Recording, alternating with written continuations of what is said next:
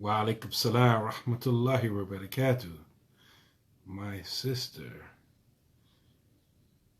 in the struggle, Hind.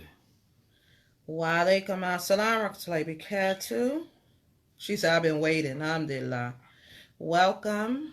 Alhamdulillah. Welcome, everyone. Come on in. Come on in. Take a seat. Get some tea, some coffee, Well, some water. You sound like someone. I ain't going to tell you who you sound like. Some water. Your popcorn. Come on, don't do that. Come on with all that extra noise going on. You know what?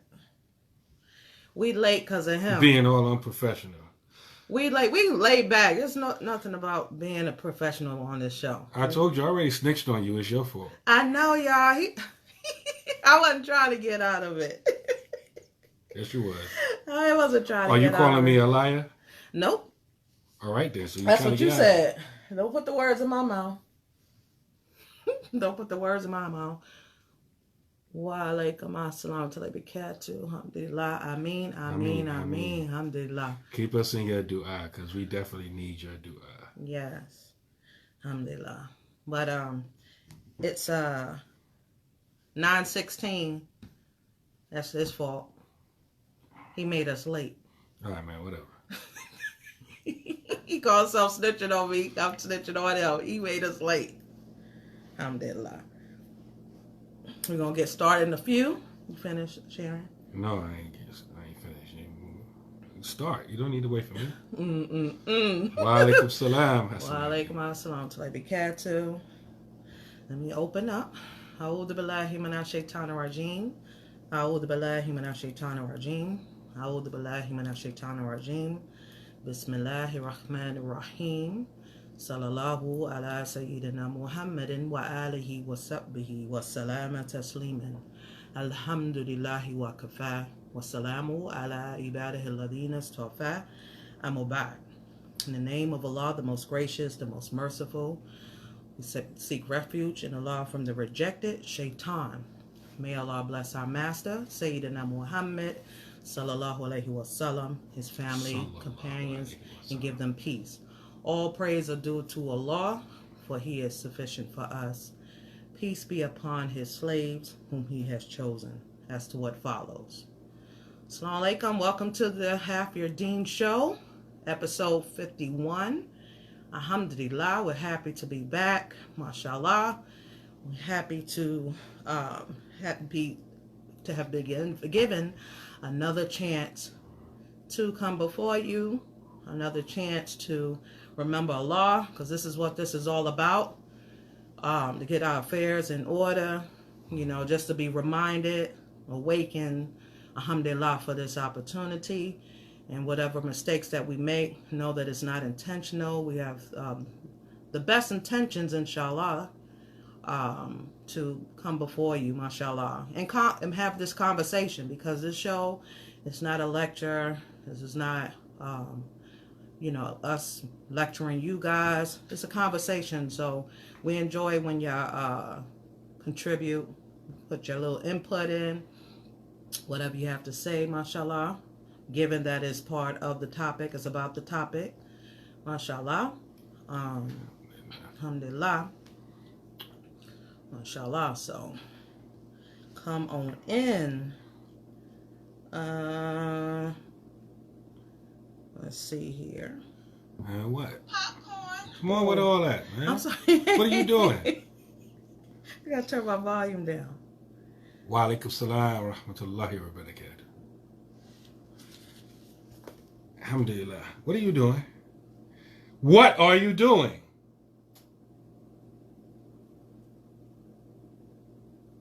What, you got a problem? You want to fight? Don't start. He's showing out right now.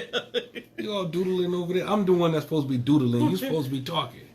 No, I'm not supposed to be talking. Yes, you are supposed to be talking. No, I'm not. Yes. Alhamdulillah. This week went by fast. I don't know about y'all. It seemed like it was just yesterday, and it's Saturday again. It's just, whew, time is flying. Time is not waiting on no one. make sure you take advantage of the time. Mm-hmm. Because, whoo, I just think back, and it's hard to believe that we're already going into February, and soon, before you know it, it will be Ramadan soon. I think Ramadan is the beginning of May. Late April. Late April. SubhanAllah. So sisters, brothers too, if you have some Ramadan days to make up, do it now while the days are short. Because before you know it, the time will be rolling forward, will be springing forward. And we're going to lose that hour. And so you're going to have wished that the day was shorter for you to make up your time. So this is like a mercy, from the Most High to make up your fast. So it's a reminder to myself too that I have some days to make up. And what will help, and now I'm going to start doing this since I'm getting a little older now, is to write my days down. Write the days that I missed from Ramadan. Because sometimes you can't remember, like, wait a minute. How many days is it? 7 days? 5 days? 8 days? You don't want to, fall into that. So write it down. And then, if you're married, you would need to get permission from your spouse, sisters. Is it okay for you to make up your fast? Because he may have other things planned for you. So you got to let him know. And if he fear Allah, he's not going to, keep you from adhering to the rights Allah have over you. So, check in with him, say, hey, babe, I got some days to make up. I'm trying to do it this way so that it can be done before Ramadan roll around. And he should be okay with that. So that's if he fear Allah and he considerate of your hereafter. He's concerned with that, as did our beloved Prophet Muhammad sallallahu alaihi wasallam of his wife Khadijah. May Allah be pleased with her. He was considered with her hereafter. So if more of our brothers step up and be concerned with his wife hereafter, he's going to be like, sure, there's no problem. You know what I'm saying? So, make sure you get that in. So, what's up. I'm making it my fast whether you like it or not. Permission or no permission. I was just giving, You sound tough. I was just giving the CR to those that have it. Now, that's not how we roll. But, you have anything to add? Nope. See, you know what?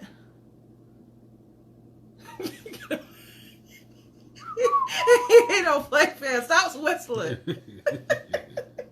You don't play fair. SubhanAllah. Well, today's topic, as you see here. Oh, I'm seeing people sharing the video. Please share the video. Alhamdulillah. Share it. Alhamdulillah. They know what to do without you reminding them. Alhamdulillah. Because you forgot. You didn't say nothing. I forgot. Yeah, I didn't forget. Nothing. I forgot. Yeah, you always forget it. I do. I do. I do. So, as you can see, the topic for today is one of those hot button topics, hijab. And what inspired this topic this evening is the fact of on February 1st, that's coming up. Mm-hmm. Let's see what day that is. I forgot what day. Saturday. So next Saturday, February 1st, will be the 7th annual World Hijab Day. I believe it started in 2013. World Hijab Day. What's that? That was a day that was designated. I'm not really sure what the intent behind it. I'm just going by what I read online. Is that this is my take on it, that to get people that aren't Muslim have a chance to wear hijab, the headscarf, the khimar, not the hijab, because that's the khimar is part of the hijab. So one aspect of the hijab, the khimar, allowing others to wear it. And then I've seen other writings, articles opposing it. And I was, looking through there, skimming through that. And it was just like, everybody have their take about hijab. But one thing that I did want to put out there is that hijab is not a choice. Okay? You have free will. Allah has given us free will to do whatever. But hijab is not one of those things that you got a choice about. Point blank. Why not? Why not? Yeah. Because he stipulated it in his book. Oh, it's not a bunch of evil brothers that came and said, you sisters going to dress like this? No. That's not what hijab is about. It's not even about the brothers. It's about a woman obeying her Lord. That's where, that's what it's about. So this thing about it's a choice, it's not a choice. You do what you like. You can not wear hijab. That's between you and Allah. But Allah did order the Muslim woman to cover. And if you choose not to do so, that's just something that you're going to have to answer for. So when I was looking at the opposing views about this day, they were like saying like, it's hypocritical because you having these same people that oppose Islam wear the hijab, and the very thing that you say that is not a choice, the ones that's forced to do it as far as custom wise, that they are being hurt, they are being bullied, they're being killed for not wearing the hijab, and it's like a slap in their face because they was like, don't name it world hijab, wear it. Hijab is a choice day. And I don't agree with that term at all. I think like Hen just said in the comments, a lot of us, even Muslims, practicing Muslims, a lot of us don't know what hijab is. And I think with all things that we always have to explain and define what things are, because a lot of people think that hijab is just a piece of material that you put over your head. And hijab is deeper and is way more extensive than that. And so when you say hijab, everyone you're talking to has something different in mind. Right. So, alhamdulillah. And I know you're going to get to that, so I ain't going to keep talking. Right. So let's start off with what hijab, the term hijab technically means. And it technically means to screen, to cover, right? That's what hijab, that's the purpose of it. That's what the technical term for that. And so in Islam, when you talk about hijab, it's screening who? The Muslim woman from those who are not supposed to see her in a certain way. Meaning those people that are her non-mahram. Meaning someone that she can marry. So those people that she can marry aren't supposed to see her, her nakedness. They're not supposed to see her out of, out of her hijab. And so Allah has a whole verse about who can see her versus those people that can't see her. Wa alaikum salam wa rahmatullahi Wa alaikum assalam wa barakatuh. Alhamdulillah. Welcome. And so Allah has a whole verse about who can see this woman. Okay. And just to be clear, Allah subhanahu wa ta'ala sent down several verses instituting and commanding women to wear hijab in 2 different surahs. You look for something, Habibi? Yeah, I'm looking for something. Go ahead. You gonna find it? I'm gonna try. I'm gonna be like you. What? Take it like 20 minutes to look up stuff. See, where you get that from? Where you get that from? Where you get that from? That look familiar. Mashallah. Hassan Ali said hijab is for men too, correct? I'll first answer that by saying Allahu A'lam. I don't know, but from my limited knowledge, hijab is only for men, and I know that Hijab is just for men. Excuse me. Thank you for correcting me. Hijab is only for women. I know a lot of times people extend the usage of the term hijab to men, meaning that men have to cover properly as well. But I never read or been taught from any primary source that the word hijab being used to describe something that is to be utilized by men. You know, I know some people nowadays do it. They just like, I think it's just a knee-jerk, subtle, feminist leaning type thing where, men and women are equal at what's good for the goose is good for the gander type thing. So if women have to wear hijab, men have to wear hijab too. That's not my understanding. Mm-hmm. Do men have to cover properly a certain way? Yes, but I've never heard or read the term hijab in the Qur'an or any prophetic hadith as it relates to being utilized by men. I've never heard it. Again, I hear people, mostly sisters, saying that, men got hijab too. But, again, that's why it's important. That's why I believe it's important that hijab or any other term or concept be defined and explained before you even get into the how and when and where and all that kind of stuff. Explain what it is. Mm-hmm.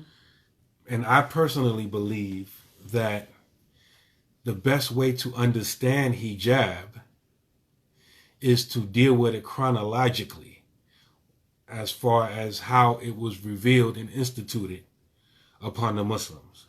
That's my personal belief. I believe most other ways, if you try to explain it any other type of way, it's going to be confusing. There's layers of misunderstandings that you have to deal with. And I'm not even talking about non-Muslims. I'm talking about Muslims. Because a lot of people just feel comfortable, not explaining certain things. Mm-hmm. You find what you're looking for yet? No. Go ahead. Keep talking? Go ahead, keep talking. Oh, I don't want to put the cart before the horse.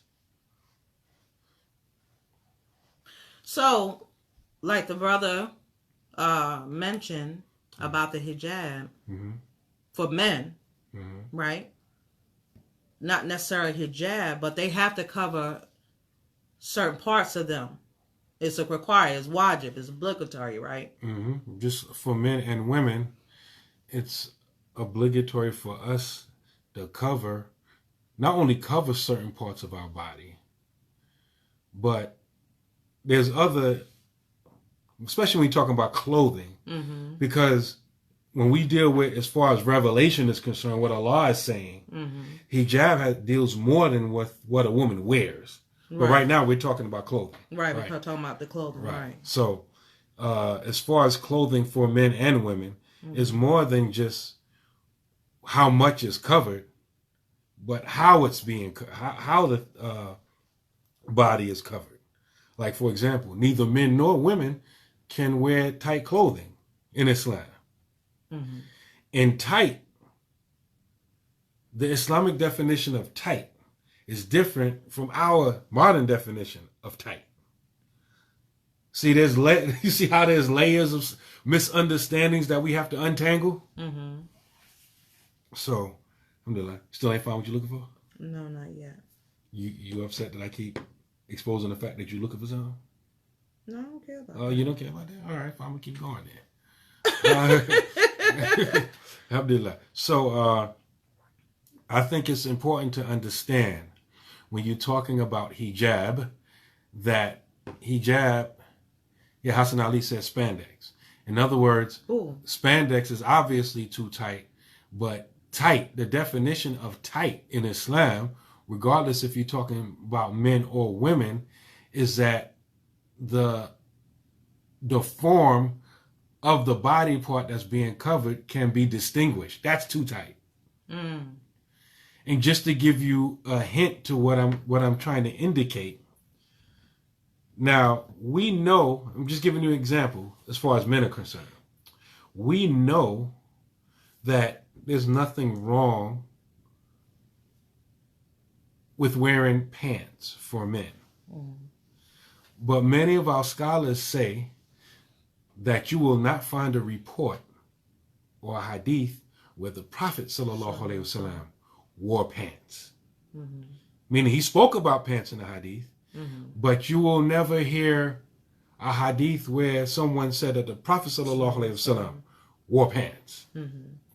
And many of the scholars go on to explain that pants by itself, the way we wear it, a lot of us with short shirts, wouldn't be permissible because pants, you know, they have two legs. So the average pair of pants, when you put it in, you can tell one leg from the other, which many scholars say is too tight. You understand? So a lot of people think, oh, you just mean skinny jeans. No. Jeans, pants, anything. But let's back up a little bit because we're talking about hijab. So somebody asked a couple questions. Is it okay for a sister to wear loose, long shirts and, I can't read that, and pants with a hijab to cover the back, not under the neck? We're going to get there, inshallah. Sister wear long dress every day. Not sure. But Okay. the son is tight. I'm too tight for the shirt tight. Okay. I just wanted to mention ayat that I had mentioned earlier, just so that our our viewers rather, can refer back to Surah An-Nur, Surah 24, ayats 30 and 31. First, Allah says to the men, he says, he says, Qul lil mu'minina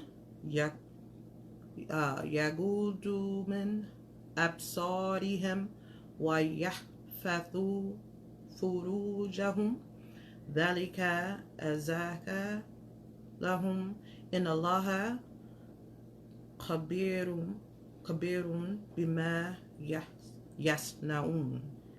And he said, tell the believing men to lower their gaze. Here it says reduce their vision and guard their private parts. So in this ayat, Allah is telling the men, not only you need to, don't be looking, but you need to guard yourself as well. Guard your body, your private parts. And then Allah says, that is purer for them. Indeed, Allah is acquainted with what they do. So, you know, I'm telling my age. You know how it used to be this thing where you see a whole bunch of men at a construction site and a woman walk by and they whistling and catcalling and hey baby and all that stuff. That's opposite of lowering your gaze. They shouldn't be talking to her like that. Right. You know what I'm saying? They should be minding their business, doing their work, you know, putting up their nails or whatever they're doing at the time. So this is just this is an example, just to give you an example of lowering your gaze. They should be not looking at her at all. And then Allah addresses the women as well. I'm not going to say the Arabic part. I'll just say the translation. And tell the believing women to lower her gaze and guard her private parts. So before the mention of hijab, you got to cover your private parts, right? And this covering your private parts didn't just happen. This happened during the time of our father, Adam alayhi salam, and his wife, Hawa, when Allah instructed them not to eat from the tree, right? Right? And what happened when they... La taqrubu hadhihi shajara. Do not approach this tree. Right. And what happened when they did? Their nakedness was exposed. Not to say that they weren't naked. They were naked already, right? But Allah gave them awareness. There was a knowledge that wasn't existent. And so when it was brought into the light, their existence, their nakedness, what did they do? They began to grab leaves from the trees in the garden and cover themselves. They covered themselves, covered their nakedness. So it's not natural for any of us to just be walking around butt naked. Like they have nude beaches in certain places. I forgot what countries, but You got people just walking around slinging and hanging. I think they got new beaches here. Really? I think so. Sapana, I don't want to go there. I don't want to witness that. So it's not natural to be uncovered like that, even though society promotes this, you know, be proud of who you are. Don't matter how big or small you are, just show what you got. Don't be ashamed. But that, them telling you that, and then Allah is instructing his servants, his creation to cover, he's doing that for your benefit. Mm-hmm. See, those people telling you that so they can, you know, look at you and have their eyes on things that they wouldn't have normally see otherwise if you were covered. Mm-hmm. You understand? So it's like they're stealing something from you, mm-hmm. and they're not appreciating you, you know, as an individual. So that'll be proud of who you are. That's fine. You could be beautiful and all of that, but you ain't got to show the world your nakedness. You know what I'm saying? You don't have to share the world, you know, share to the world, you know, how many dimples you have. That's not anybody's business. If you call yourself to be modest, like I've noticed someone said being modest, you understand? So in order to be modest and have show of modesty, you cover your private parts. So for the males, the covering of the private parts will be from the navel to the knees. So those shorts that I used to see back in the day, those basketball shorts, they were like halfway between the thigh. Remember them little shorts, and they got the little slit on the sides? Mm-hmm. I think they gotten a little better with the shorts. I think they're longer now, you know, past the knees. But men that want to be modest shouldn't be wearing stuff like that. But these days, they wearing all types of crazy stuff. Rompers and all types of stuff, which is not manly whatsoever. That's another topic for another day. Mm-hmm. But you covering your nakedness, that's what Allah has instructed his servants to do. That was the first thing. All but an eye or something. Don't quote me. So we getting there. We getting there. We ain't she taking forever to get there, but we getting there. Oh, you know. They gotta lay down the foundation. Like, you know, we just don't want to spring hijab. So Allah addresses the men and the women to cover their private parts. Mm-hmm. And then Allah says, this is a translation, and not expose their adornment except that which appears thereof. And that part which appears thereof, except that which appears thereof, which is what? The face and the hands. You kind of jumped the gun a little bit. Oh, I'm sorry. See, you telling me I'm taking... Chronologically, but you done jumped a whole bunch. Now you tell me I'm jumping. All right, I'm gonna stop. Skip stuff. Okay, I'm gonna stop. Go ahead. What you want to bring No, up? go ahead. No. You go ahead. No. You go ahead. Modesty is subjective. Well, having higher. Having self awareness. You know, having how can I say it? You know, this understanding that everybody don't need to see stuff that they don't normally would have seen by obeying their Lord. Okay. Now, I had mentioned about the hijab, World Hijab Day that's coming up. Mm-hmm. Right? Mm-hmm. The khimar. Mm-hmm. And they just focus on the khimar portion. But they're not talking about anything else. And my problem with that is that you're giving the message that that's the extent of hijab for a woman and nothing else is required. So when the non-Muslims see, or even Muslim, they see a woman that's covered more than just the khimar, oh, she's an extremist. Exactly. Oh, she's oppressed. That's an excellent point. You know, oh, she's this, she don't have to wear all of that. And the ones that don't want to wear all of that, they attack the ones that want to wear that. And they shouldn't do that. Exactly. And vice versa.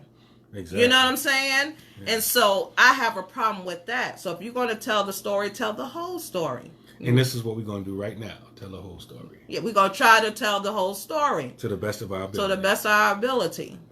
You have to understand, number one, if you want to understand hijab, you have to understand that the Prophet sallallahu alaihi wasallam,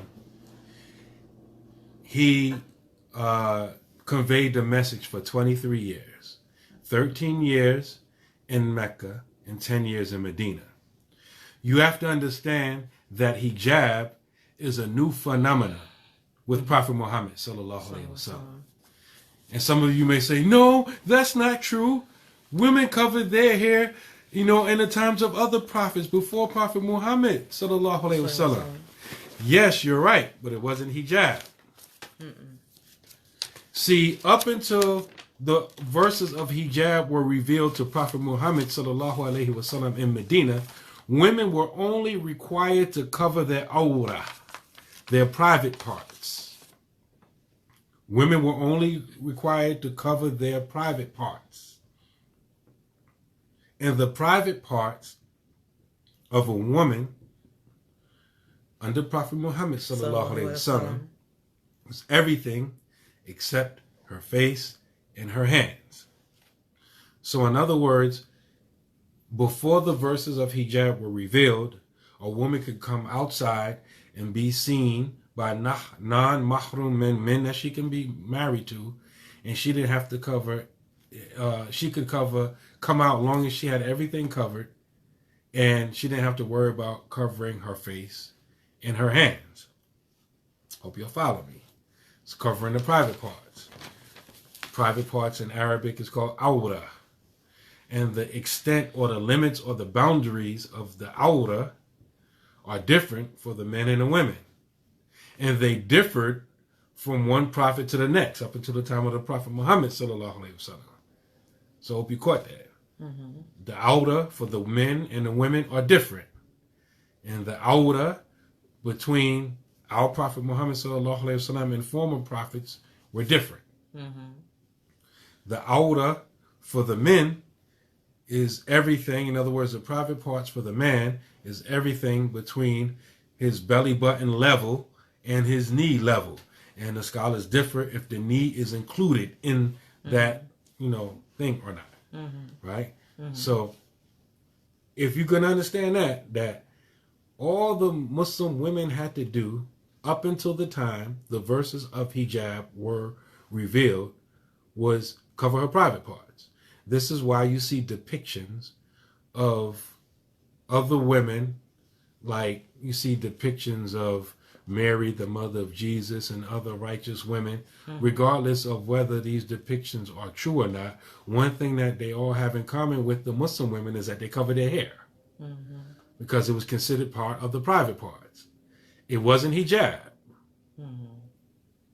And this is one thing that a lot of Muslims conflate, because there is a lot of overlap between the issue of covering the private parts and wearing hijab. There's a lot of overlap, but they're not the same thing. Right. A lot of Muslims do not understand this. And so, I'm going to ask you a trivia question. Okay. You ready? Nope, but go ahead.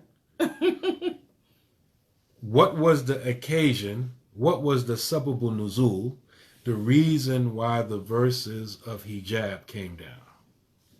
What was going on? What was going on? Yes. Was it the time that the Prophet ﷺ married Zainab bin Jaysh? Yes. And they had a walima. And so at that walima, if I'm not mistaken,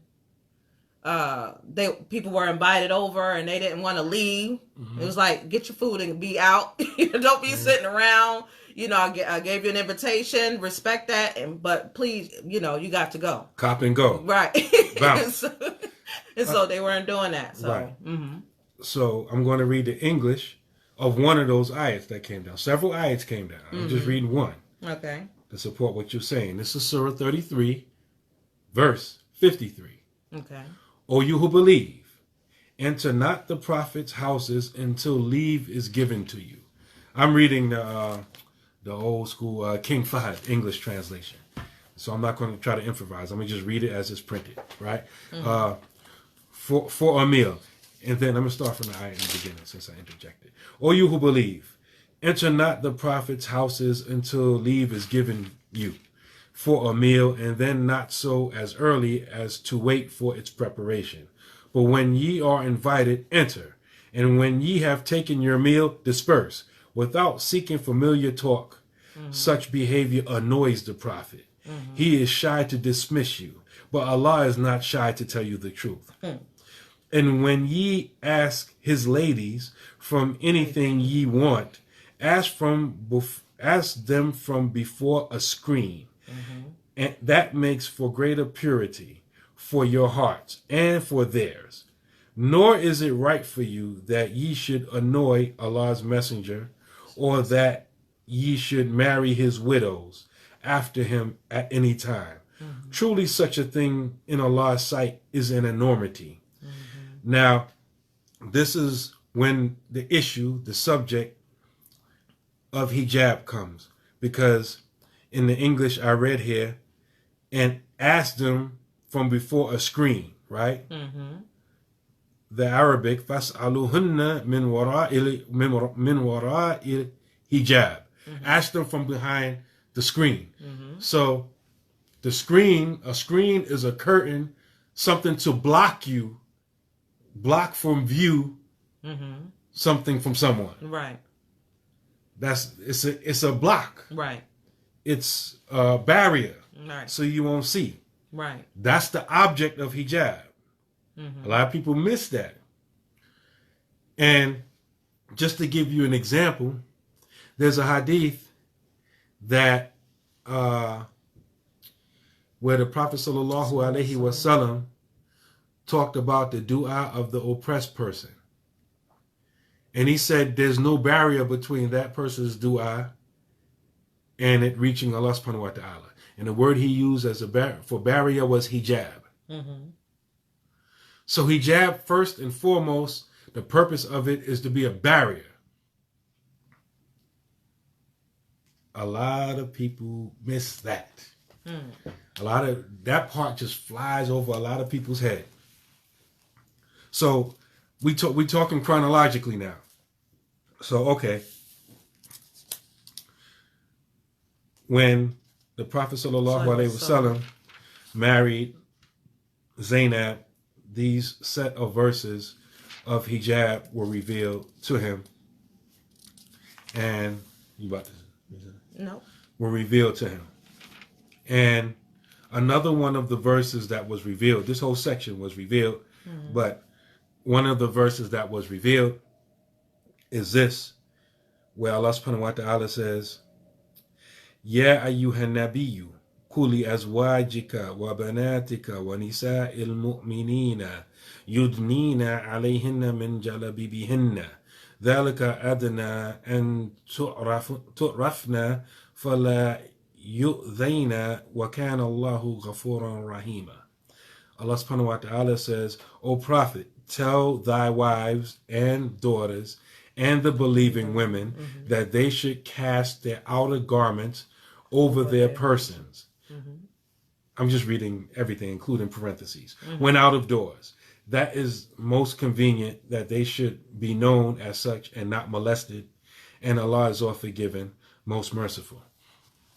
Now, a lot of people don't understand is that when the Prophet sallallahu alaihi wasallam used the term that we translate as overgarment, he used the word jalabibi hinna, their overgarments, right?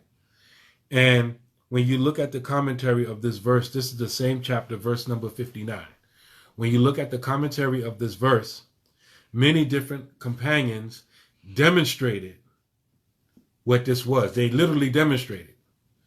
And there are narrations that when this verse was revealed, all of the believing women got material and ripped it or made wherever they made it from, and they began to cover their entire body, including their face and their hands. And it's because of this verse right here that many of the scholars say women covering their faces is wajib, is mandatory. I hope you all was paying attention. You notice I didn't use the word niqab. Right. See, there's layers of misunderstandings that are connected with this verse. Notice, we said before hijab, women were already covering their hair. Mm-hmm. They were already wearing khimars, right? So when this verse came down, the way that the Sahabiyat understood it is that now, in addition to covering their hair and wearing whatever clothes they were wearing, now they have to wear an additional layer of clothing. When they go out. Jilbab, plural of jalabib, right? I mean, jalabib is plural, jilbab is singular, right? So now they have to wear jilbab over whatever clothes they're wearing, an overgarment. And this overgarment has to cover everything, including the face and the hands. And this is what many of the Sahaba demonstrated when they demonstrated the application of this ayat. Sahaba meaning companions of the Prophet sallallahu alaihi wasallam. So, I want to clear up a couple of misconceptions with regards to that. Some people say that covering the face. Why are you looking at me like that? You sure going long? Oh, going long? Let me stop. I'll shut up. No, go ahead. Some other people say, well, covering the face was only for the wives of the Prophet, right? Again, if you look at the verse, and a lot of times you can tell people don't really read the Qur'an because, like, nowhere does it say that. The verse, like, if you look at the popular argument, some people say that, okay, you have to cover your face. It's wajib. Then you have some other people that say on the other side, no, that was only for the wives of the Prophet. And if they would just look at the verse, don't say that.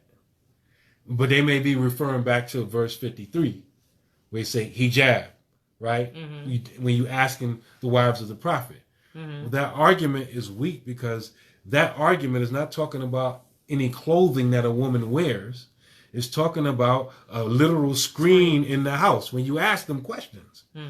So that part was dealing with the wives of the Prophet, where the actual word hijab is used. This verse right here, verse 59, the plural for the word jilbab is used.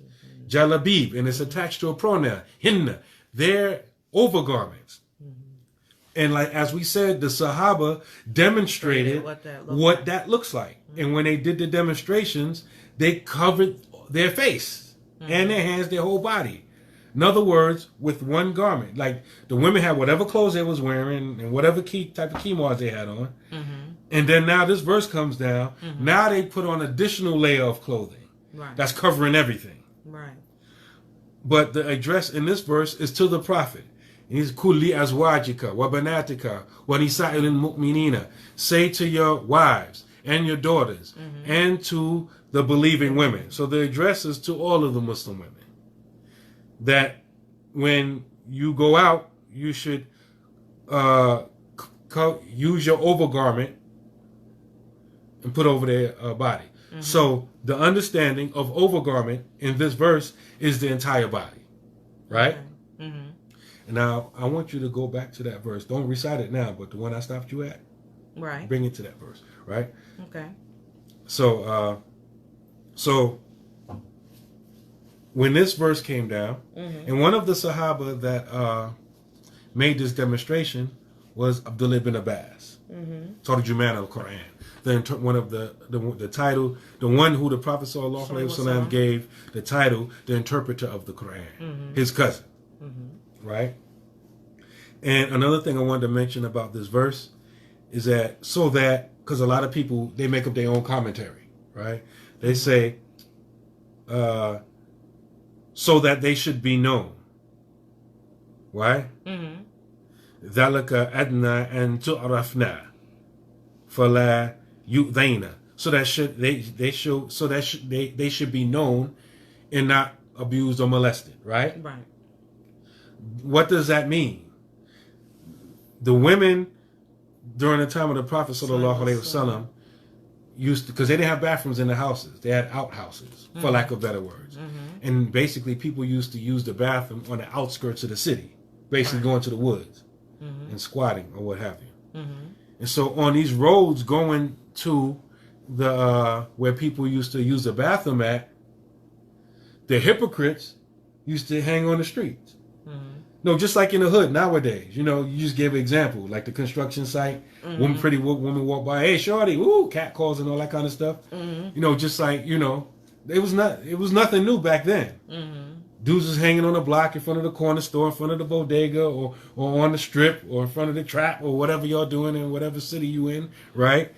And a woman walked by, hey, what's going on? This was happening during the time of the Prophet sallallahu alaihi wasallam. Women going to use the bathroom, and the hypocrites, meaning the non-Muslims who are pretending to be Muslim, would be trying to harass the women. So now, this verse came down is so that the Muslim women will be readily identified as Muslim women. In other words, don't be treating these women like you think you're going to treat other women, because there's consequences behind dealing with Muslim women that way. Right. So in other words, it was meant to make the Muslim women stand out as Muslim women, as being distinct from other non-Muslim women, right? Right. So we're dealing with chronology. We went from the Muslim women only having to cover their private parts, their outer, Right. to now having to cover everything, including the face and the hands. And then later on, remember, this is after the Battle of the Trench. This is after the marriage of the Prophet sallallahu alaihi wasallam with his wife Zainab bin Jahash. Now, after sometime after that, after the Battle of Bani Mustalak, right around the time Aisha was slandered, some more verses came down. And this is one of them. I want you to read English. Oh, this one here? Yes. Okay. And tell the believing women to lower their gaze and guard their private parts, and not to expose their adornment except that which it necessarily appears thereof, and to wrap a portion of their head coverings over their chests, over their bosoms, and not expose their adornment except to their husbands, their fathers, their husbands' fathers, which is what? Father-in-law. Their sons, their children, their son, right? Their husband's son, their stepsons, right? Their sister's sons. No. Their husband's sons, their brother's sons, which is their nephew, their sister's sons, nephew, their women, that which their right hand possesses, or those male attendant who's having no physical desire, or children who are not yet aware of the private aspects of a woman. And let them not stamp their feet to make known what they conceal of their adornment. And turn to Allah in repentance, all of you, O believers, that you might succeed. Now, this is Surah 24, verse 31. Right. And we said this verse, along with others, came down after the verses that we just read in Surah Ahzab, Surah 33. Right. And in this verse, where am I at? Allah says, and say to the believing women that they should lower their gaze, I'm reading what you just read, and guard their modesty, that they should not display their beauty and ornaments except what ordinarily appear thereof. And the phrase which concerns us is illa ma dhahara minha, the exception. Right? And so now women have to cover everything. Now this verse comes down, and it said that they should guard their beauty and their ornaments, except what ma dhahara minha, what normally appears thereof. What does that mean? Right. The Sahaba differed. Okay, well, how they differed? Some of the Sahaba said that, for example, what normally appears thereof is like if a woman has, you know, everything covered, meaning everything covered, and she goes out and maybe the wind blows or something, and then that exposes something, then that's what it's talking about. Mm-hmm. Okay. Sahaba like Abdullah ibn Abbas, the same one who I said was one of the Sahabas that demonstrated covering the whole body with the jilbab. He says some of what normally appears thereof is the face and the hands. Okay. So that's where you get the difference of opinion with regards to covering the face and the hands.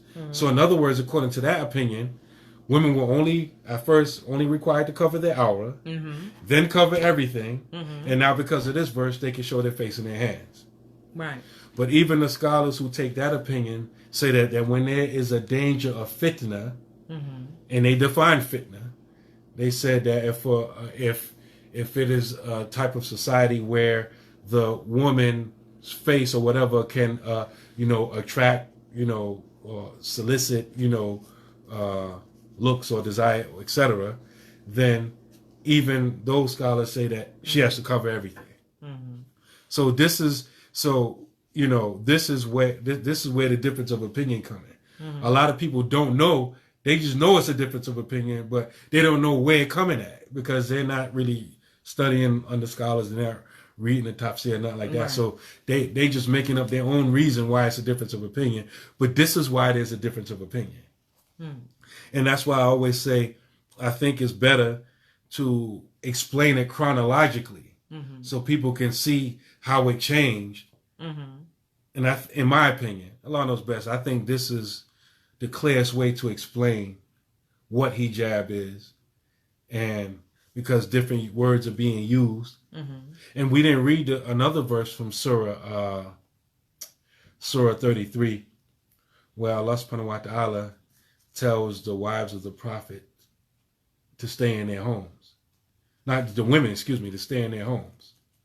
And do not make a dazzling display. So many scholars, when they write about hijab and they talk about hijab, some of them, they break it down as far as levels.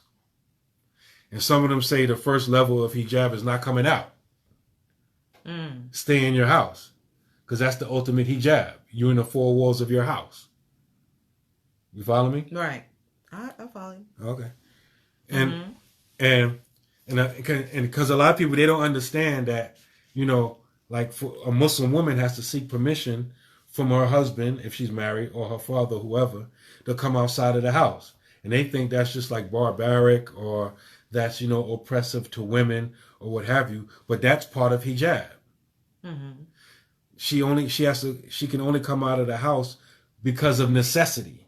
Right. And the scholars break down what that necessity is. Now, in our society, it will be hard to practice that because of the type of society that we have. But again, this is one of the things that make Sheikh Uthman bin Fodio, may Allah envelop him in his mercy, stand out. When people do a Google search, or you try to say, who is this Shehu? Who is this Uthman bin Fodio that people talking about? What is this? And they do a search for him, and one of the things that's known about him is that he gave what people like to call an amazing fatwa. And when you look at it, it's not really amazing, but people say it's amazing that he gave permission for women to go out of the house without their husband's permission. But there was a context to it. Right. These husbands weren't teaching and weren't letting their women be taught the obligations, the fard ayn, right? And so because of this, it was a necessity that she go out the house. Just like it's a necessity to go out the house to use a bathroom. You ain't got no bathroom in your house, right? Can't hold it. You got to go out. Likewise, it's a necessity for a woman to learn how to worship her Lord. You're not teaching her. You're not bringing no teachers in the house. So now it's necessary for her to leave the house, disobey you, and go and learn. But I just mentioned that to show you. I just mentioned that to show how that staying in your house is a level of hijab. Before you even start talking about clothing. The reason why we even talking about clothing is because, remember, hijab is to what? To screen you, to stop people from seeing you. Right. Okay, so now you're out of the house. You have a legitimate Islamic reason for being out of the house. So obviously people's going to see you. So what can you do to make people see less of you? Right. And you got to be out. Right. Now, let me ask you this. Is working a necessity to leave the house for a woman? It depends. If the husband is taking care of her and he's providing for all her needs, then it's not a necessity. I'm just being honest with you. It's not popular. It's not popular in this day and time. But so what? Popular as in the husbands aren't able to take care? No, I'm saying that me saying what I just said is not popular in this day and time. It's seen as ancient, barbaric, feeding the stereotype of Muslim men oppressing Muslim women, blah blah blah. But it's hard for men to take care of his wife and children. Yeah. The way the economy, way the economy is set up and such. But when a woman do have to go outside, say it isn't necessary for her to go out. Say she don't have to do anything. Right. But if out of the kindness of her heart and love for her family, right? If she were to go out and work, and go out and work don't necessarily mean you have to leave the house, because you can work at home as well. Right.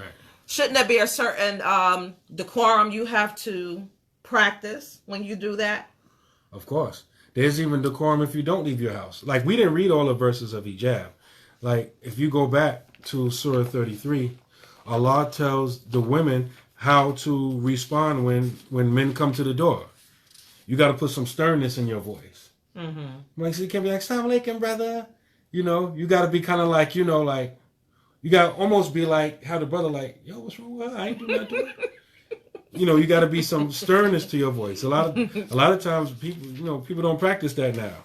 Like a brother will hear his wife talk to another brother and be like, "She talking to him nicer than she talked to me."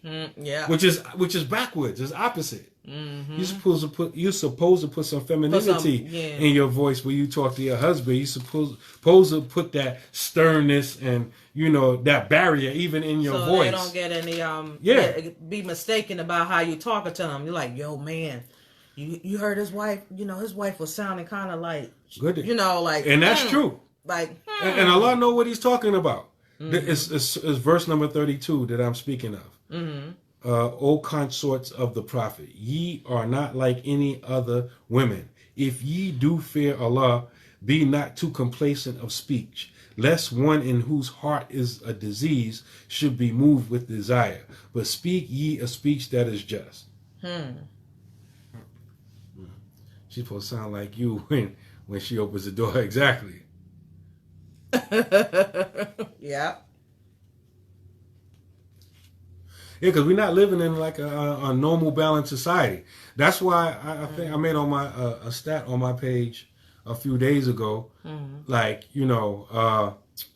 like no two marriages is going to look alike. People, arguing for years talking about if your marriage don't have this and it needs this and all that. You're just wasting your time. Because we live in strange, crazy times. There was I would have snitched on it. You snitched on him? Yeah, you're supposed to snitch on him, brother, like that. Yeah, you got to tell on him like that. Because a lot of times brothers don't be knowing. I had... they be having a secret crush. I remember one time, this is a long time ago. Remember what? I met a... What do you mean remember what? I remember... I was called... This is before everybody had cell phones, right? How you say I'm telling my age. Right? We didn't really have... Cell phones were out, but everybody didn't have them. This is still during the beeper age. This is the end of the beeper age. No, not the big beepers. No, I'm talking about the phone. Oh, the big cell phone. They were kind of... Not even in hue. They were like... they were funny. Like Nino Brown had. Remember when G-Buddy told about crack? Right? And it was in the Jeep, that big old phone. Right? But it was during that time period, right? And I met a brother. And... I think the brother probably might be watching. I wonder if his wife ever told him. What? What I'm about to say. Hurry up. Would you act like I did something wrong? I'm waiting. Right? So I don't know the brother work schedule now, right? So I called one day, Assalamu alaikum. Walaikum salam. Brother sex home? No, you're not home, right? Mm-hmm. Maybe another week, 2 can't pass by. I called. I don't remember what time it was. Mm-hmm. Brother sex there? The second or the third time I called, right? Mm-hmm. This sister said, brother, my husband's not home. Why you keep calling knowing he not home? I'm like, in my mind, you know what I said in my mind, right? Hold up, B. In my mind, I said the B word. Ain't nobody, don't even know you. Right? Who the hell are you talking to, right? But I respected that she answered the phone like that, right? Mm-hmm. I respected that she answered the phone like that because there was, and I wasn't beautifying my voice or nothing like that. Mm-hmm. But the fact she cut it off, just in case you thinking about something, right? Cut it, right? I'm be leaving that door open. Right? Yep. Listen, we don't condone that. Right? Yeah, you do have to be like that. Yeah. Mm-hmm. I don't remember if me and the brother ever talked about that. Next time I talk to him, I'm gonna ask him if his wife ever told him about that. I was like, man, like, yo, I only called 2 or 3 times. 2-3 times too much. And it wasn't like I called every day, whatever. It was like maybe I called one time, then maybe a week or 2 later, called next time. Mm-hmm. You know. Mm-hmm. SubhanAllah. Yeah, that's a form of hijab. Yeah. Screening the calls, you know. SubhanAllah. Yeah. But, you know, nowadays, sisters be like, you know, mashallah. Brothers too. The sister just said y'all be doing it too. Beautifying. Assalamu alaikum. All that. Ayn. They be putting ayn. Ain't no ayn in the word, right?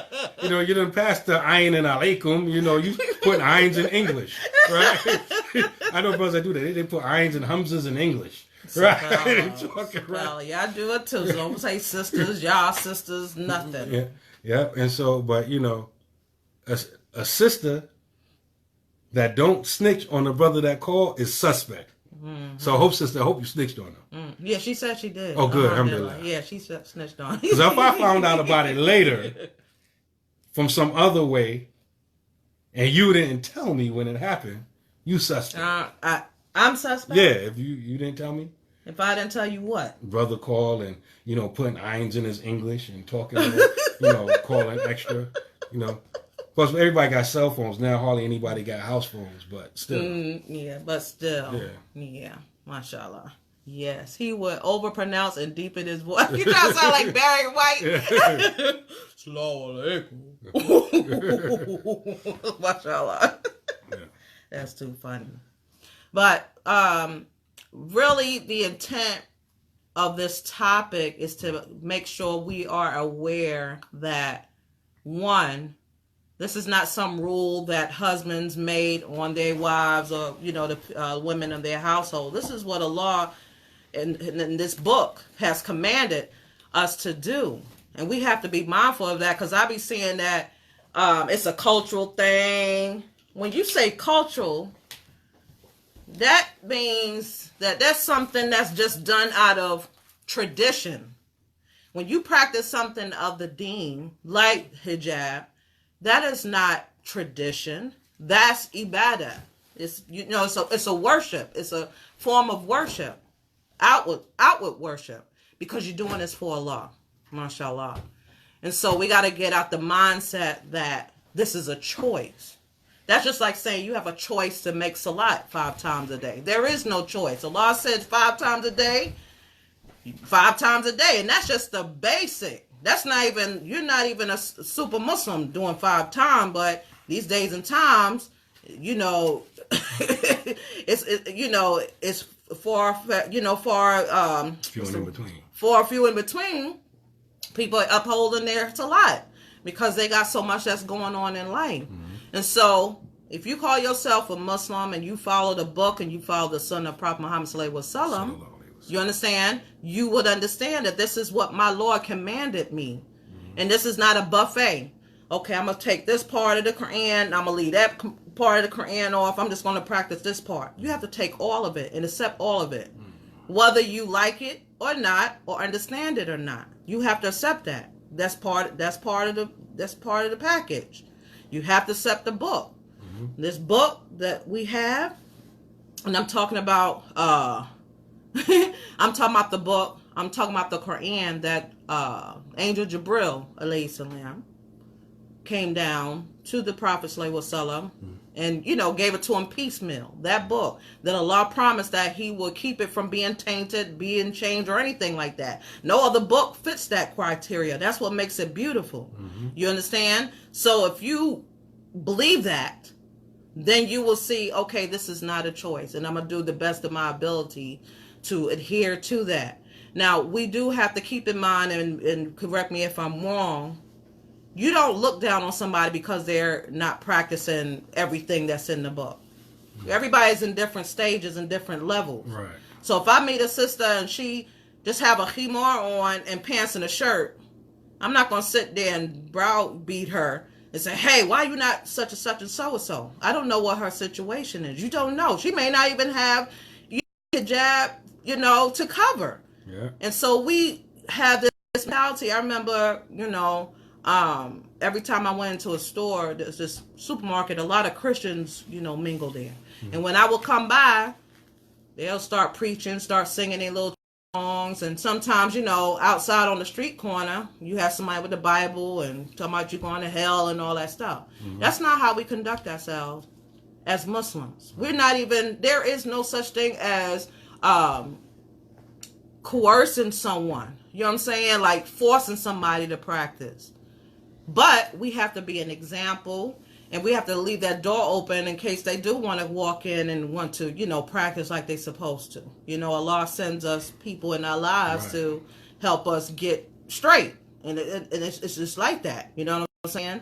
Sometimes sisters be so hard on each other. Yeah, it's... Like, you get into, like, we don't have that many events no more like we used to back in the day, but when you have events or programs or classes and there's a lot of sisters there, everybody automatically assumes what the other sister is thinking of them. Like, you get, and I've seen this is from my perspective.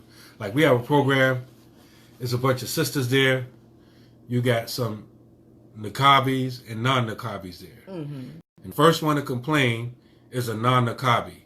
The question that they ask, it have nothing to do with the topic. Assalamu alaikum, man. Is it mandatory for a sister to have to wear niqab? Because, and then before you answer the question, well, because a lot of times the sisters that be wearing niqab, they don't be doing this, they'll be doing that, and they think they better than everybody else. A lot of times it don't even be like that. And I just reminded myself of something. But a lot of times it don't even, sometimes you think because the sister wears niqab, you automatically think her religious quote-unquote affiliation. Mm-hmm. You think automatically that she looks down on you because you don't wear that. And we got to stop assuming that. You're supposed to think the best of a Muslim. Exactly. Right? Exactly. What I reminded myself of is the niqab. Remember we were talking about hijab, jilbab, covering everything. You notice I never use the word niqab. Right. Because many of our scholars say that a niqab for women is makruh. So we see makruh, disliked, hated, right? Because what's a niqab? A niqab is a separate piece of material that covers you basically from your eyes down, right? Right. When Allah commanded the jilbab is an outer garment that covers everything, including the face and the hands. The part that's covering the face is not a separate piece of material. That's a subtle thing. I'm not trying to get too technical, but I just want to explain that. Because especially when you asking scholars, a scholar worth his weight in anything, he understands or she understands the subtleties that you may not understand. So a lot of times, some of these scholars be playing games. Like, you may ask a scholar, is it mandatory for a woman to wear niqab? And he may say no. Right. And he may say, I've seen this done before. It's real common. He may say, Sheikh, is it mandatory for a woman to wear niqab? And he'll say something like, the woman's awrah is everything for her face and her hands, except her face and her hands. Mm-hmm. If you paid attention to what we explained today, you will understand that he didn't answer your question if you asked him that. Nope, he's talking about nakedness. Because awrah and hijab, two different things. Now, but before you get to that, and now, if you take into the consideration what I just mentioned, you may say, Sheikh, is it mandatory for a woman to wear niqab? Mm-hmm. And he may say, no, it's disliked, it's makruh. Right. He understands what you're saying. He understands that the niqab, which is a separate piece of material that's covering from here to here, right? That the scholars say that it's makruh. But those same scholars say that it's mandatory for the woman to cover her face. Mm-hmm. Did you catch it? Right. I hope y'all caught it. I know you caught it, but I hope y'all caught that. Mm-hmm. Because what are some modern terms for a jilbab that covers the entire body? What the abaya? Abaya, overhead. Overhead, what else? Overhead abaya. What they call in Afghanistan? Oh, the burqa. Burqa. Mm-hmm. And because these things, people have attached stigmas to these terms, burqa, but a burqa does what the ayat in the Qur'an says it's supposed to do. Right. Right?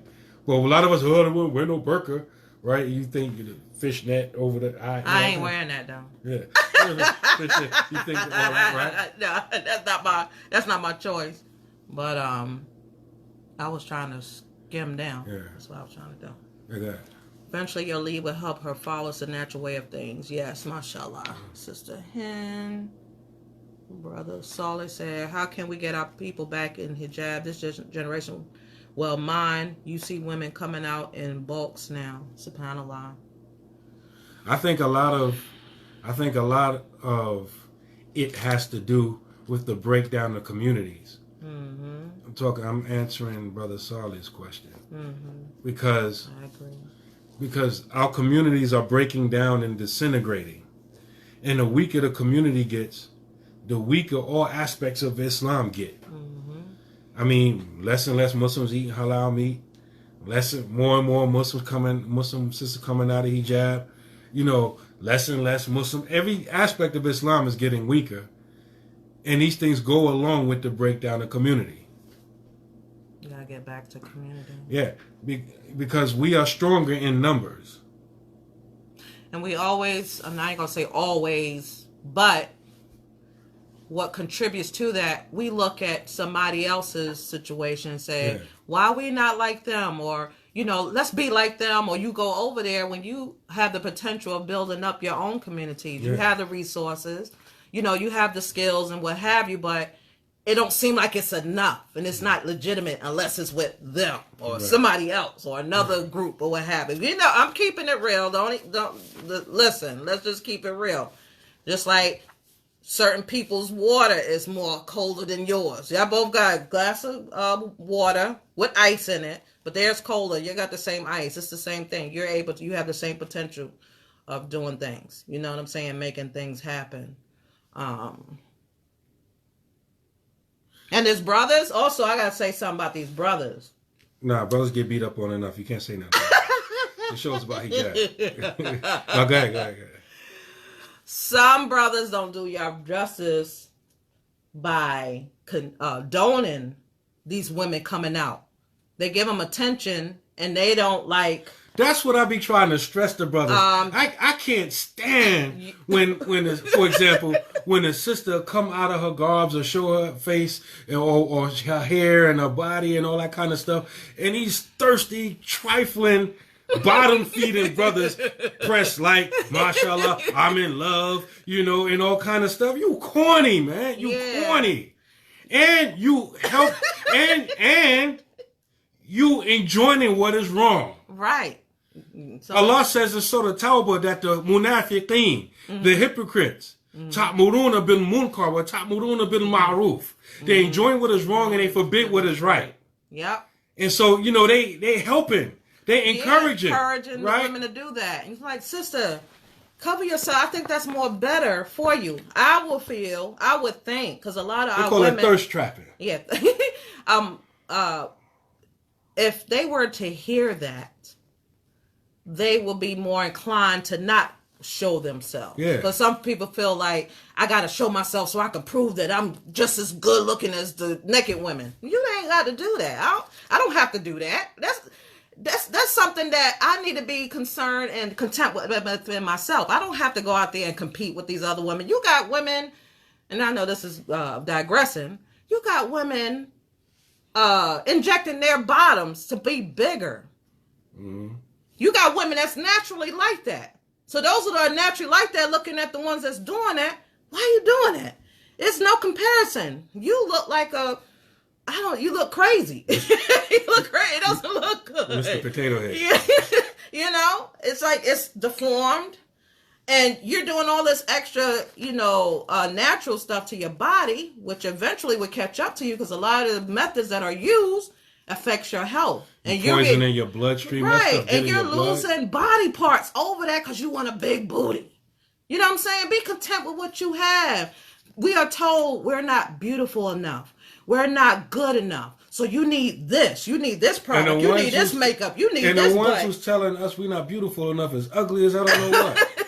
And we're listening because we don't love ourselves. We're conditioned not to love ourselves, and we're conditioned to listen to somebody else to give us validation. And that does not need to happen.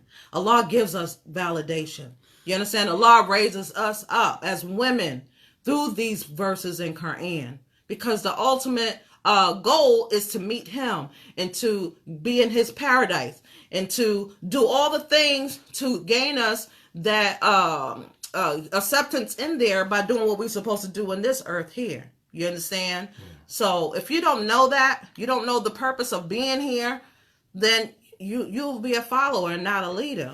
I personally believe that, like, if a sister shows herself or what have you, I believe there's two sides to that coin. Like some brothers, go all out of their way praising her. That's definitely sinful. The brother's going to get some sins for that because he's encouraging sinful behavior. So he's going to take part in some of the sin. Not only the fact that he's looking at her, because he's looking at her, that's a sin for looking. Mm-hmm. Number two, he's praising the sin, so he's going to get punished for that. Mm-hmm. He's encouraging. So if he encourages her, whatever portion he gets part of that. And I think the other half of it is some brothers, they correct the sister. Right. They say, sister, you shouldn't be doing it. I don't think 1,000 sisters should come on her thread. 1,000 brothers, should come on her thread doing it. If one brother does it, leave it alone. Right. Because if 1,000 of y'all do it, you still giving her attention. And that's what she wants.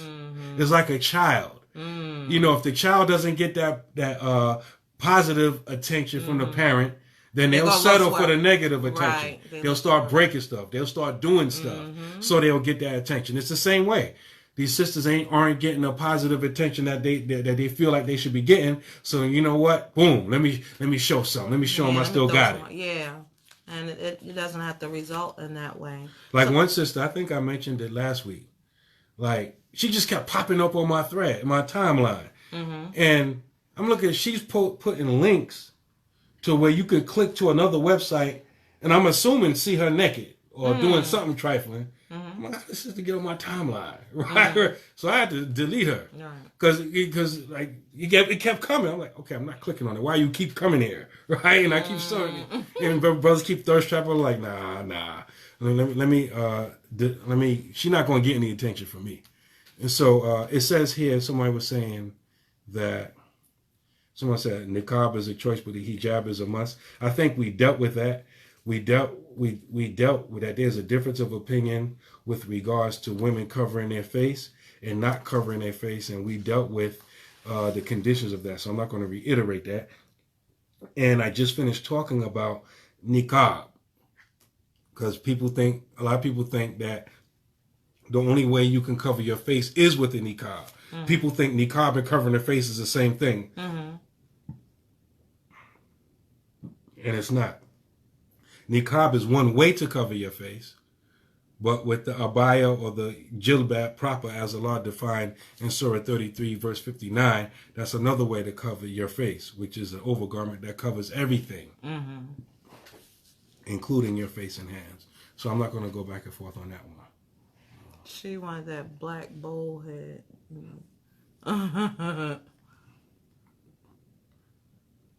You missed that. Yeah. Why you look at me? Look, I thought you'd be looking up there because this don't have everything. Oh, okay. Yeah. So, like you said, we covered the issue regarding niqab. I got on niqab. Yeah. And so, one thing also. I don't wear the one piece thing. Yeah. Make dua for me. Oh, when I said she sent links, no, like she ain't send me the link. It's just that she posted as her stat. Hey, she was talking about, we want to get this money up, whatever. I'm trying to get. I forgot how much money she said she was trying to raise. That one I clicked on. I'm like, what is she talking about? I clicked on it, and I'm reading the comments. And it's like, and they post, other people's posting link like this girl, she got her private page where she making all this money. I'm trying to get where she at. And there's Muslims like, go ahead, girl, get that money. So I'm assuming that she got her own porn page or something, and you gotta pay to see it. So, SubhanAllah. yeah. So she didn't send me the link. If she puts the link as her stat.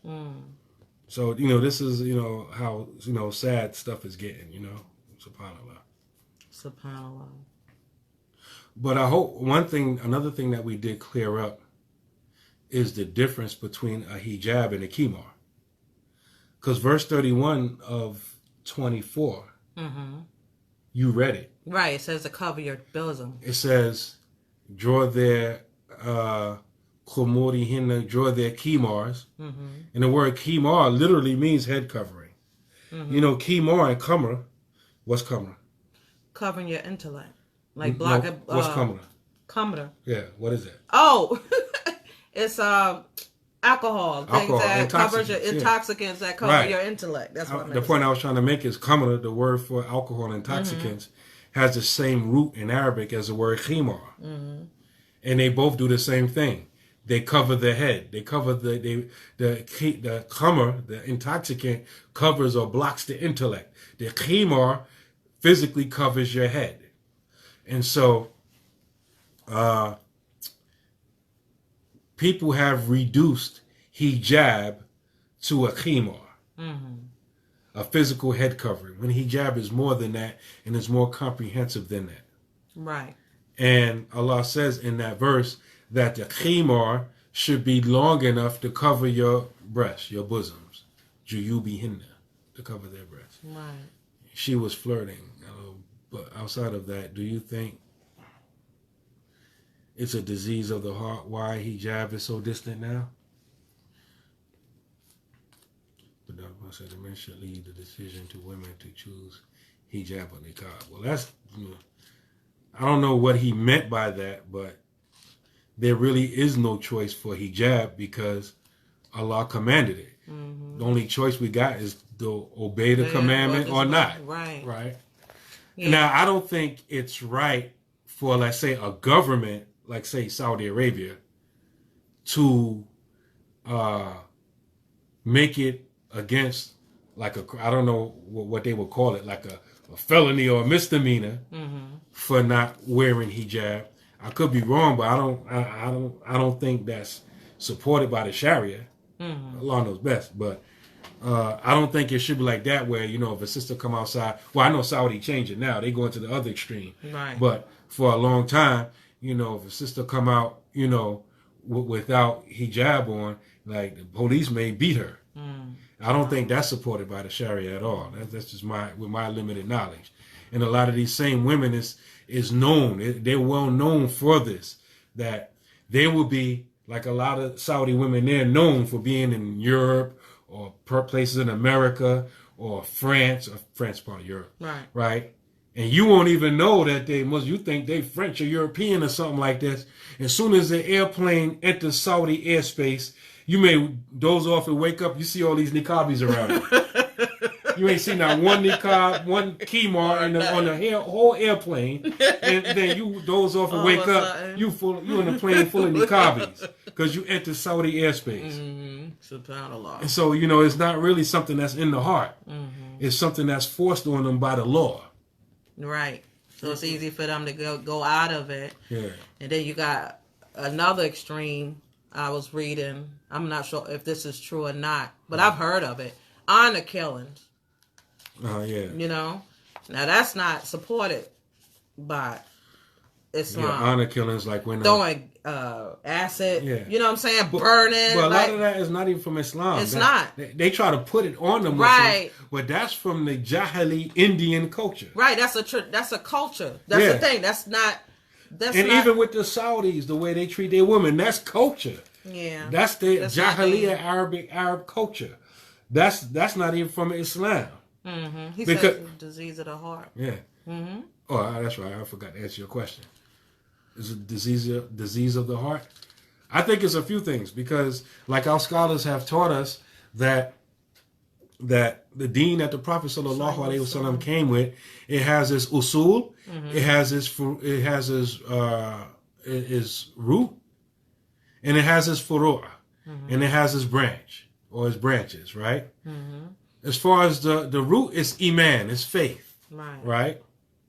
And as far as its branches, it has the inner branch and the outer branch. It's two divisions. Mm-hmm. The outer branch is Islam or fiqh, the outward practice of Islam. Right. And as far as the inner branch, it is ihsan or tasawwuf or umusir or those affairs that deal with the heart, right? So I'm answering your question now. So you asked me, do I think it's a disease of the heart? I think it's deeper than that. Mm-hmm. That's why our scholars have explained the whole deen like that. I think it's a matter of iman. It's a matter of faith. Mm-hmm. Because just like a tree or a plant or a flower, if the roots are weak or not getting nourished or haven't firmly taken root, whatever grows, the branches, the fruits, and all that is going to be defective. Mm-hmm. So if our iman, our faith isn't strong, you're going to see it played out in our outward practice of Islam, whether it be the salat, the zakat, the Ramadan, the hajj, the marriage, the buying, the selling, the character, or whether it's regards the heart, the envy, the jealousy, the not having trust in Allah, to not being content with what Allah has given us. Right. All of these last things I mentioned are diseases of the heart. So to answer your question, I think it's deeper than a disease of the heart, because a disease of the heart is a symptom of weak iman. Mm-hmm. Now, we all make mistakes, but when we make mistakes, someone with strong faith, when they make a mistake, they recognize it, and they make tawbah, and they get it right. Right. But when we have something perpetually going on and we're trying to justify, and the smallest thing that happens, we just give up a mandatory practice of Islam, that's deeper than that. That's our faith. That's iman right there. And we have to strengthen our iman. And even iman, it has its foundation. And the foundation, for just to summarize, are the 6 articles of faith, right? The belief in Allah, His angels, His books, His messengers, the hereafter, and the divine decree. But then you have another aspect of iman or faith that increases and decreases. This is when you taste the hilawatul iman, the sweetness of faith. That part, not the foundation. You're not supposed to increase or decrease in that. Those 6 articles of faith, you're supposed to believe in that. You're not supposed to decrease in that. Any decrease in that, you're not Muslim. Right. But there's other things like, man kana yu'minu billahi wal yawmil akhir fayaqul khayran aw liyasmut. Whoever believes in Allah in the last day, say a good word or remain silent. Right? Whoever believes in Allah, that's iman, right? But not iman within like the 6 pillars, the 6 articles of faith. If you do the opposite of that, meaning you don't keep your mouth shut, you speaking bad or whatever like that, that don't mean that you are a disbeliever. That means your faith is a little weak. It's a little deficient. Right. And things like that, right? And so these things indicate a weakness of faith. Right. If there's a weakness or a deficiency, and we all have some deficiency in faith, right? Right. None of us are perfect, right? Mm-mm. But those of us who have low iman, you're going to see it clearly in the outward practice and in and with regards to the heart. Yeah. And so, if a sister, for example, because we're talking about hijab, if a sister is coming out of hijab, she's going through a moment where she's experiencing weak faith. Weak man. And that's not an excuse to put the sister down. No. You know, sometimes maybe a sister don't know. Maybe a sister got a lot of wrong information. Maybe she's a new Muslim. Maybe she's a new Muslim. You know, she just don't know, and it doesn't help you doing that. You run people away. Some people are some Muslims are so harsh. They run people away. They make it seem like they are they're the gatekeeper. Yeah. You going to hell? Oh no, you cool. You're not. You don't know anything. Everybody's at the mercy of Allah. So we supposed to be between fear and hope. Yeah. Every one of us. So if you look at a sister, she not covering, don't assume, okay, I'm better than her. You understand what I'm saying? Nobody should be looking at each other like that. If I'm covered, I shouldn't be saying, I'm better than her. If she's uncovered, she'll say, well, she thinks she's better than me. Or I may be better than her, but even though I'm not wearing hijab, I'm doing this, that, and other. We shouldn't be looking at each other like that. Exactly. Because we don't know what station we are with the law, what state we are with the law. Exactly. You understand? Nobody knows that. And don't get comfortable, because it could be one way today, you understand, and be a different thing tomorrow. Exactly. All the time. And another thing I want to mention, I remember there's, like when you talk about, like for example, and this is real common in places where there's a high concentration of Muslims, like Philadelphia. I don't know if Philly's like this. I'm pretty sure it's like this at least to some degree in Philly, because it's such a high concentration of Muslims. But you'll find Muslim sisters coming to the masjid, not Muslim sisters, non-Muslim sisters, coming to the masjid with, everything covered, face covered, gloves on, overgarment, ready to take shahada, right? And then some Muslims will condemn that because, like say, that sister, she been Muslim for 5 years, right? She don't know how to make salat. She don't know basic Islam. And so they say, oh, man, these sisters running around here fully covered and they don't know no Islam. And so you know what their solution to that is? She should uncover. No, the solution to that is to have the sister learn. Right. Learn while she covering. What's the purpose of that? Yeah, learn her basically deen, learn her deen. Because in most places, sisters learn a little, but then they struggle with hijab.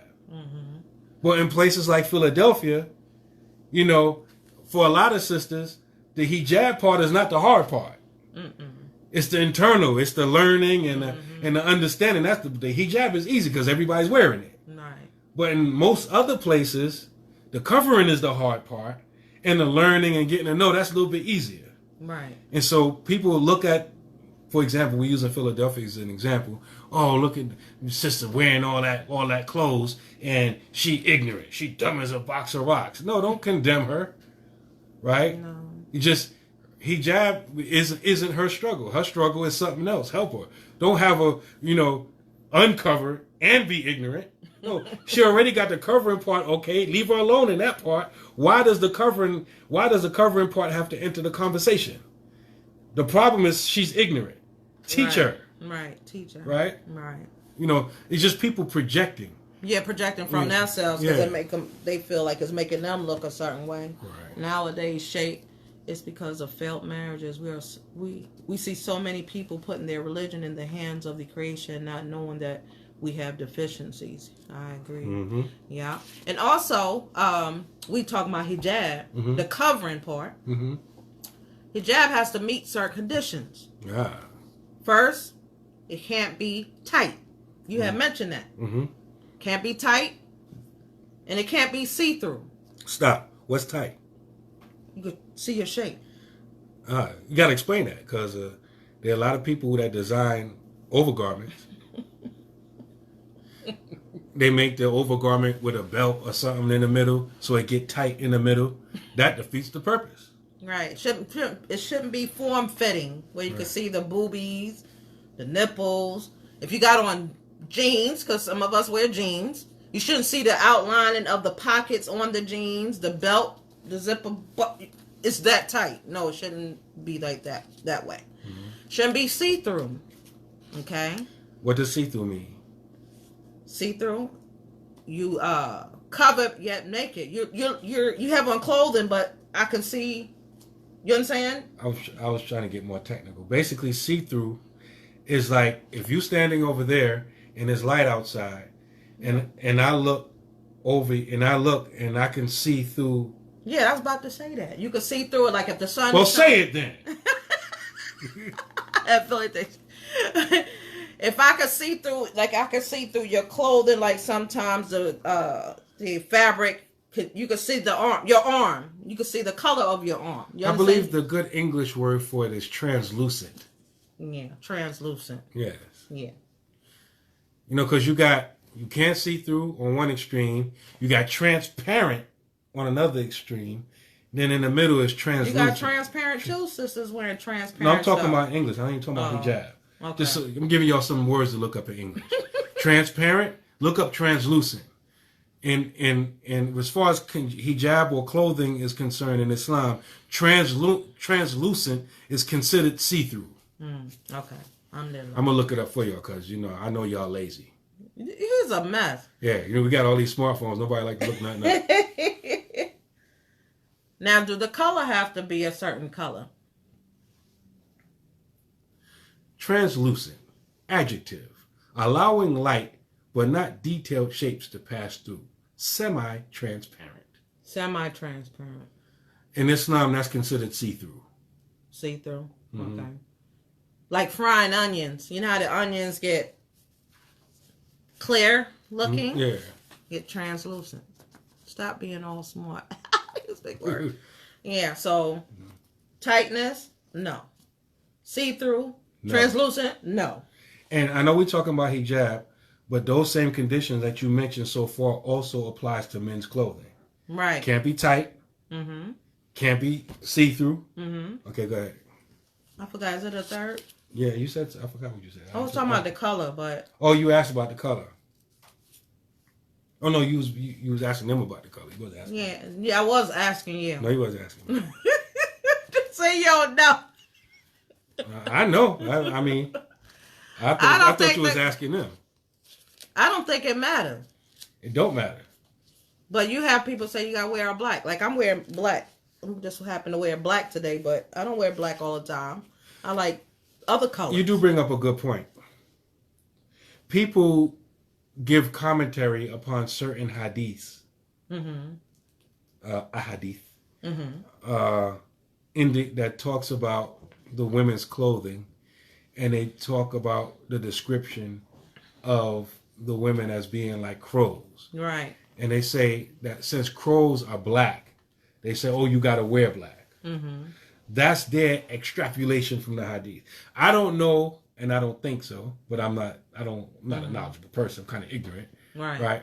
I don't know if any traditional scholar got that meaning from that hadith. Right. But Allah does speak about in these verses of hijab, and I just so happen to have the ayat, and it was by accident, right in front of me, that you should not make a dazzling display. And the word for that is tabarruj.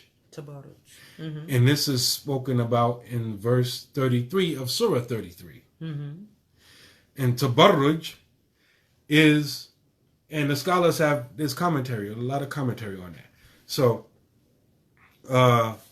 you're not, like, they talk about women making noises when they walk. Mm-hmm. Like the click, clack Yeah. with the shoes. All that kind of stuff.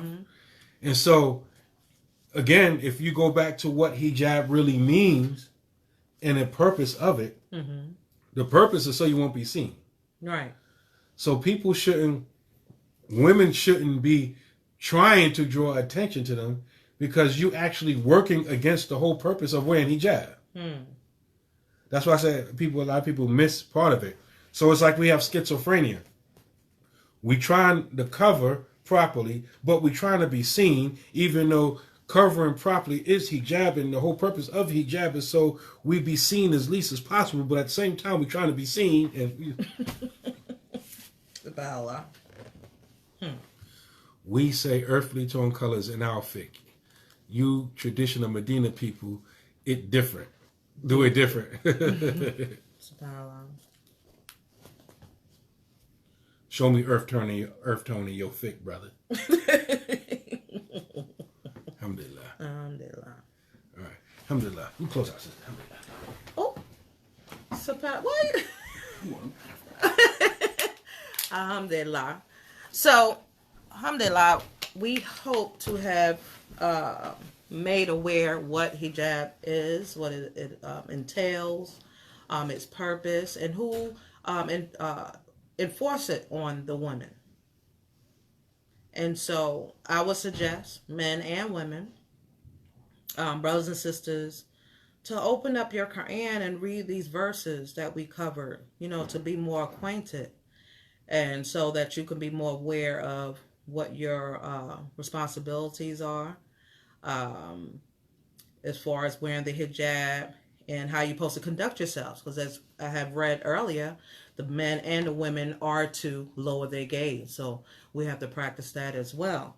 So inshallah, we'll be back next Saturday, inshallah, for our next episode of the Half Your Deen show. If no one else have any comments or questions, we're going to close out. We don't want to hold you up too long. The weekend, I know he just bounced on me. He just bounced. No respect. But we enjoyed you being with us this evening, inshallah. Please keep us in your du'as, inshallah. We'll keep you in ours, inshallah. And may Allah bless us and keep us and have mercy on us throughout our days and situations, inshallah. So with that being said, one thing I did want to mention. I like how the media is pumping up this flu epidemic in China and all this stuff. I'm not a doctor, but I do suggest, just because we're in a season of sickness, wash your hands. I know it seems like it's obvious. Wash your hands. Use antibacterial soap, Lysol. Spray your doorknobs. Kids, they touch everything. They go out, touch everything, and then they come back home, bringing back bugs into your house. Wipe down your light switches, your doorknobs. Anytime you go out, try not to eat while you're out, because them germs will be on your hands and you put it into your mouth. Try to wash your hands every time you come in contact with anything outside, and then try to keep your house, free of those germs, because, once you get that bug, that's it. And I do not condone the flu shot. I've never had the flu shot, but I've heard people have the flu shot, have gotten the flu shot and gotten sicker, worse than what they would have been if they had not taken the flu shot. And then, the news report was saying that the flu shots are not going to resolve or be the solution to that, that flu stuff that's going on in China. But, if we can take those precautions with your kids, if they have toys, wipe them down, wash them with bleach, hot water and bleach, let them dry.